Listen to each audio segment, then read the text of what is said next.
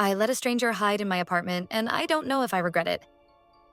This happened last year, and I still don't know if I made the right call. It was around 11 p.m., and I had just gotten home from a late shift. I live in a small apartment in a not-so-great part of the city, so I'm always a little on edge when walking home. That night felt off. As I was unlocking my door, I noticed a guy standing at the end of the hallway. He wasn't doing anything, just standing there, but something about him made my stomach drop. I got inside, locked the door, and tried to shake it off. Not even 5 minutes later, someone knocked. Hard. I froze. It wasn't my neighbor. She texts before coming over. And I don't really have friends who drop by unannounced. Then, a voice. "Please, can you just let me in for a second?" It was a woman. She sounded out of breath, almost panicked.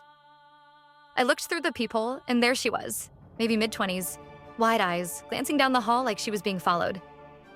I know, stupid move, but I cracked the door open just a little and asked her what is going on. She whispered that there's a guy. He's been following her since she left the train. She didn't know where else to go from there. That's when I realized. The guy I saw earlier? My heart was racing, but I stepped aside and let her in.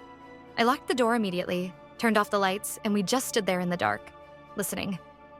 A few seconds later, heavy footsteps passed my door.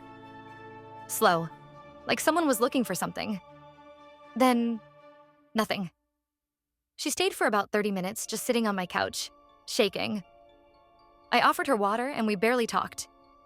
Eventually, she called a friend to come pick her up. When she left, she just said thank you and disappeared down the hall. I never saw her again.